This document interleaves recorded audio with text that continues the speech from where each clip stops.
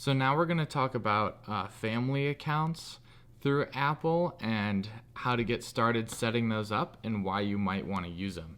So a family account really helps simplify things across the board. Um, if you have kids and things like that, it just makes it easier. So instead of everyone using the same Apple ID, everyone would actually have their own independent Apple ID. And you would set up family sharing on your account. And once you do that, you would invite all your family members to join that family account. They would click yes. And from there, you get a bunch of great family-friendly options. So say if you buy a movie, it'll automatically show up on everyone else's account who's tied to your family account. They don't need the same Apple ID. This is the same way how you would share a Apple Music family account. You can share it through this way too. You can also buy more iCloud storage for everyone that they can use and share. Also, if you have kids, you can set things up like screen times right from your phone, so you can set limits on what apps they can and cannot download, how long they can spend in one app.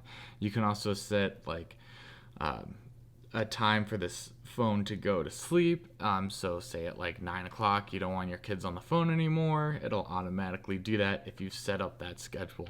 And you can do it per device, per people's individuals' Apple IDs and accounts that you have tied to your family account. So you still do get a lot of parental controls, even though they may have their own Apple ID. And if they want to make purchases from the App Store or iTunes or download apps, you can set it up so that they have to ask you permission first. So basically, they would go and try to download an app, and it would ask you permission. So it would send you a notification on your phone saying, hey, this kid wants to download this app. Is that okay? And you could say yes or no. If you say no, it won't download the app. But if you say yes, it'll automatically start downloading the app on their phone. So it's really nice and pretty easy to set up. You just go and jump into the settings here. Once you're in the settings, I'll show you from the start. You'll click on your name. And then once you're here, you click on Set Up Family Sharing. Once this loads, it gives you some information and it shows you all the apps that family sharing works with. So Apple Music, iCloud, the App Store, which we all kind of went over. Photos, so you can save photos to a family album and everyone in your family will then see those photos.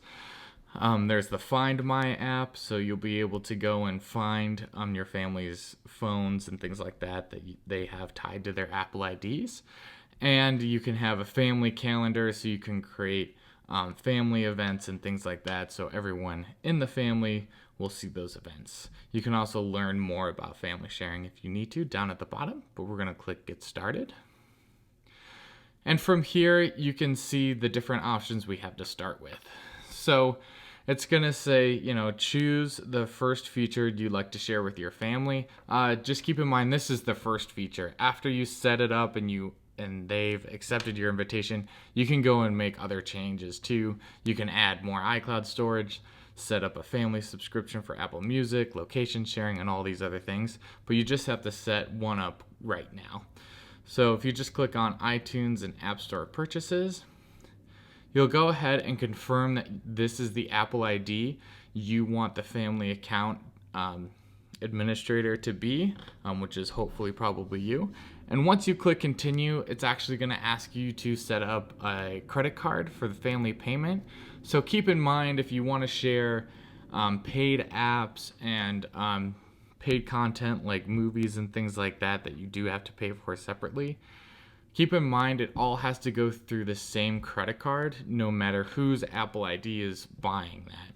So if your significant other or something you have in your family account here and they want to go buy a movie that everyone in the family account can watch, they do have to do it with this family credit card that you will have to go and set up. Okay, so just make sure you keep that in mind.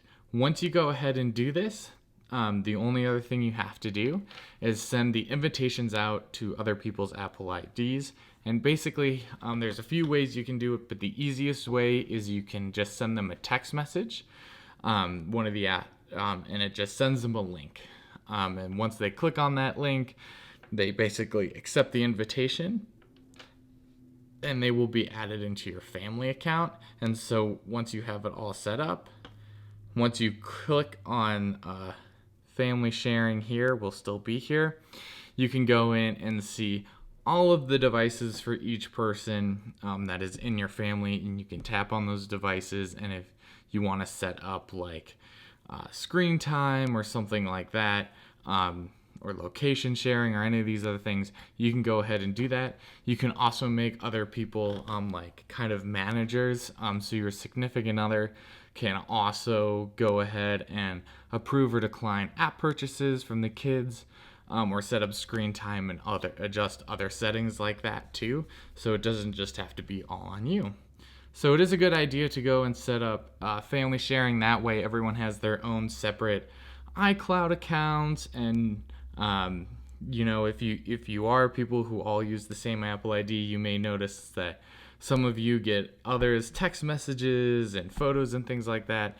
So this is a good way to start everyone with their own Apple ID and then set up family sharing, so you still get that control over the other devices and those sharing options, while everyone has their own iCloud accounts, so no messages and photos and other things get shared across devices that they're not supposed to be on.